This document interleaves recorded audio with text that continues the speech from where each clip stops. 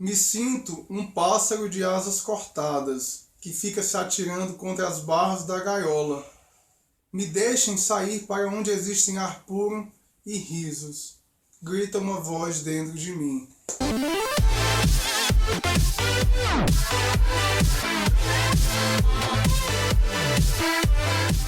E aí pessoal, eu sou Francis Marcos Oliveira e você está no meu canal Universo Particular. E hoje eu vim trazer um livro que é um clássico moderno da literatura, que é o Diário de Anne Frank, uma jovem judia que ficou aprisionada em um anexo em Amsterdã durante a Segunda Guerra Mundial. Hoje a polêmica trata-se na verdade de quem escreveu o Diário de Anne Frank.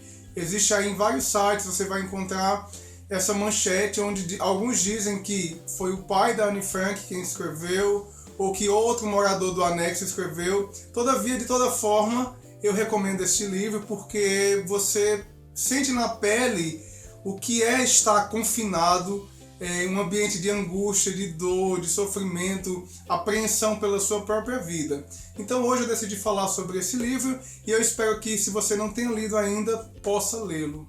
Bem pessoal, o livro foi publicado pela primeira vez em 1947, em holandês, e tem o título de O Anexo.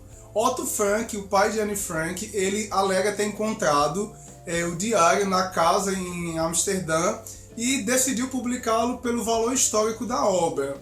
Imediatamente o livro ele ganhou um sucesso imenso, ele foi bem recebido e foi adaptado para o cinema e para o teatro. Apenas na década de 50 começaram a questionar a autoria do livro. Como que uma menina, uma adolescente de 13 anos pode se expressar de maneira tão madura?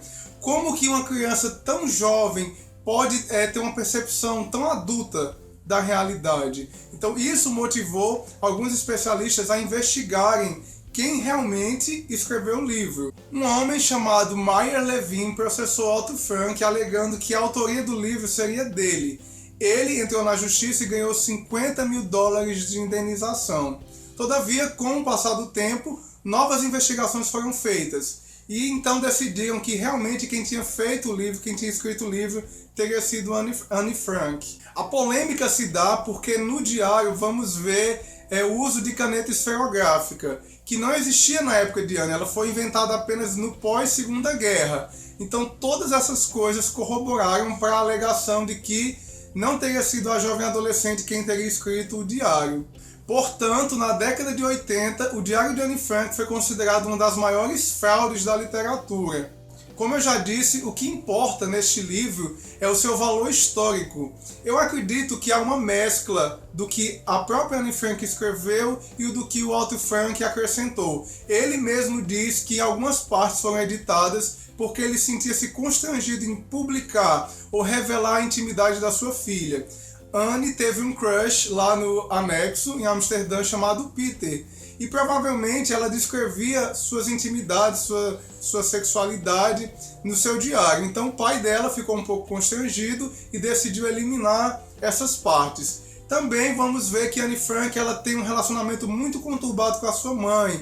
Você fica chocado quando lê ela falando que não se identifica com sua mãe, que não a ama mais. Inclusive, depois eu emprestei esse livro para a minha amiga Débora, e ela conta que o que mais chocou ela na leitura foi exatamente essa relação que a Anne tinha com sua mãe.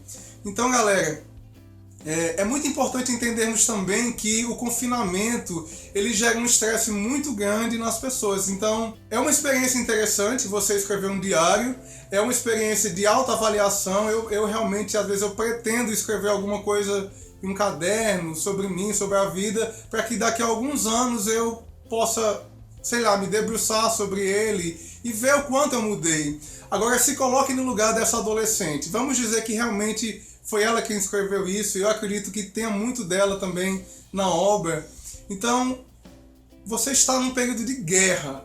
Você é discriminado pelo simples fato de ser judeu, e você está ali convivendo com pessoas estranhas, com pessoas que, enfim, não fazem parte exatamente da sua família, e inclusive com a sua família você não está se dando bem.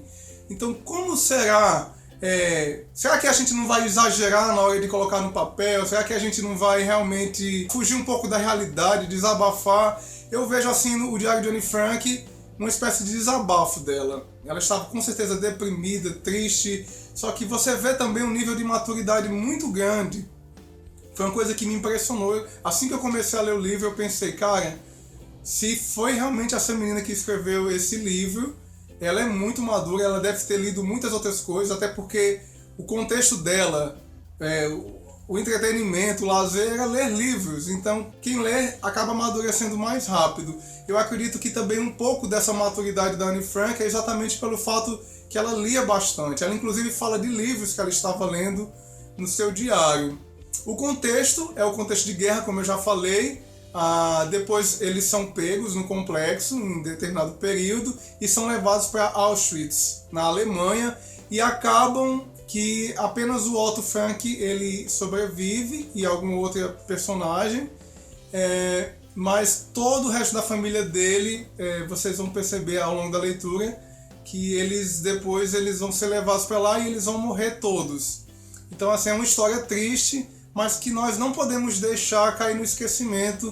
Eu quero ler mais sobre o Holocausto, eu pretendo ler mais livros, por exemplo, A Menina que Roubava Livros, se passa nesse contexto de Segunda Guerra Mundial, O Menino do Pijama Listrado também.